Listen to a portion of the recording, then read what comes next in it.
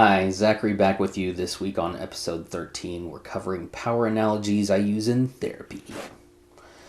Promise you'll have some things to think about after this episode, just like always.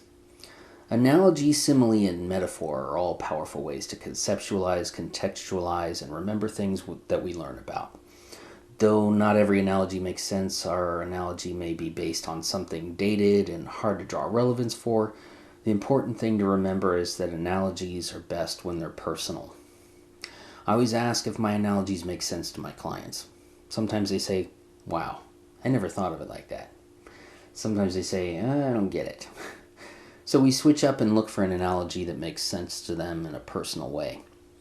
I also like to ask them if they can come up with their own analogy. I might say something such as, make up an analogy for how your mother treated you growing up, or how about an analogy for what your relationship is like? Analogy is so powerful because it uses symbolism, and the mechanisms in the brain are really good at locking in this information. Analogies are powerful in therapy as a tool, and when used effectively, create lasting associations between experience, learning, and creativity. I think they really help people use the pictures in their mind with simplicity. This creates easy capsules for them to utilize when explaining. As we all know, simplicity and dealing with emotional matters can be a great thing. However, as I mentioned before, sometimes an analogy can backfire for us and we can lose a little bit of ground trying to figure that out. I do still enjoy that process and learning about people and their experience and relational tools along the way. Most of the time I ask what kind of learner someone is, whether it's visual, auditory, tactile, or a combination.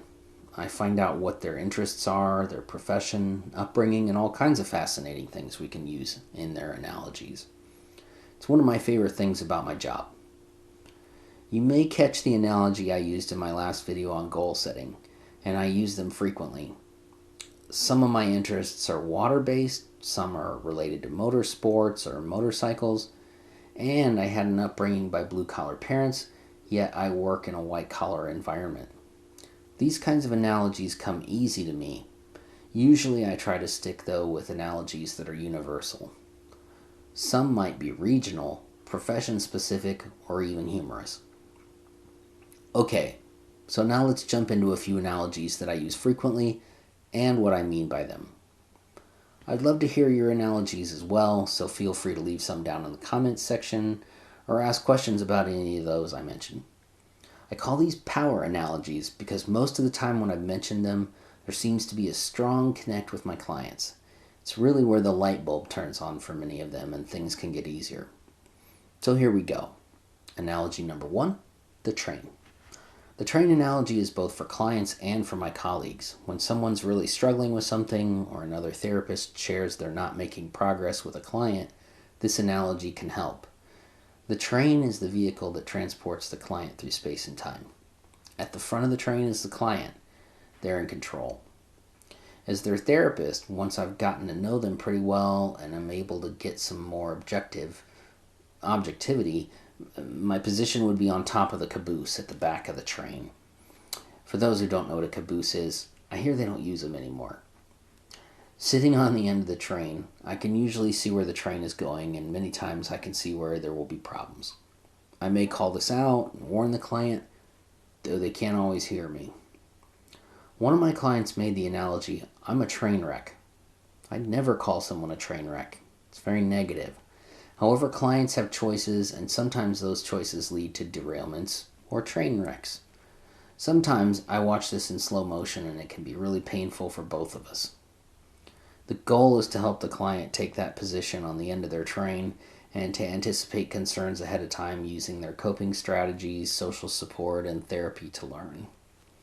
It's always nice too when we see the light at the end of the tunnel. Moving to my second analogy, the time machine. I grew up in the 80s. There's a famous movie from that era. Do you know it? If so, great. And if you don't, I highly recommend you watch it. It's called Back to the Future.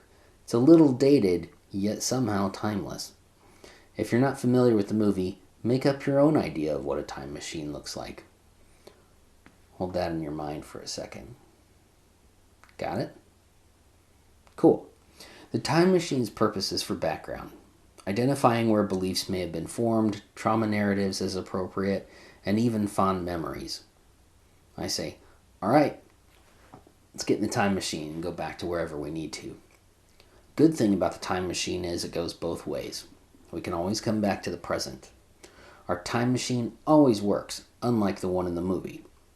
Sometimes clients are using their time machine for the future, which hasn't happened yet. Though that is useful for positive visualization, it's not very useful for anxiety.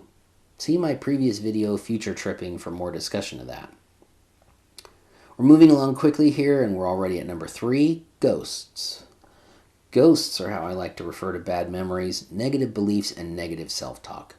Ghosts can be real people that you hear talking from your memories, or they can just be other thoughts. The point is, they haunt you, they scare you, and they often hinder your progress. They come out, they look all spooky, and they moan and say, boo, and all these other things. I have ghosts too. I just don't let them get much time before I tell them to go away, or I think things that counter their scare tactics and help me move toward more positive thoughts and behaviors. Ghosts are hard to escape. We should pay careful attention to them. Though what they represent may be very harmful to us, it's important to know that we're in the material world and they're just part of the ether that is our memory. Sometimes the representations of these ghosts are still living, and that can be hard as well. Let's just say we can find ways to cope and even turn them into preposterous specters that we see in haunted houses. They can't hurt us in the now if we don't let them. We can shoo them away and make up our own minds to ignore them. Analogy number 4 is a bit complicated. It involves 3 steps, and depending on my client, it's not always useful. One of the problems with analogies is sometimes they can be powerful awareness builders. Awareness is important. It's also important to note when we're doing therapy that the work should start with some relaxation exercises, as well as some additional coping strategies to use for when we bring up painful things. The work you put into therapy will bring you great rewards, though sometimes it's painful and seems difficult to get through. Trust the process. That said, in the 4th analogy, I call the bomb blast or ground zero.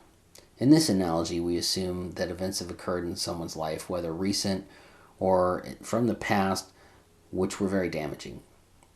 They may have caused trauma and suffering. Most people, they wait a long time before they seek help. And when they do, they're in one form of crisis or another. Bomb blasts create crisis. Bear with me here. As a therapist, I'm a helper and a guide. I'm not a rescuer. However, in this analogy, my client is near the bomb blast. They're hurt, confused, and in need of assistance. They need someone to move quickly to help them, and they need to get out of ground zero. One of the reasons for this is safety. You have a partner now who's helping you to stay safe. That's your therapist.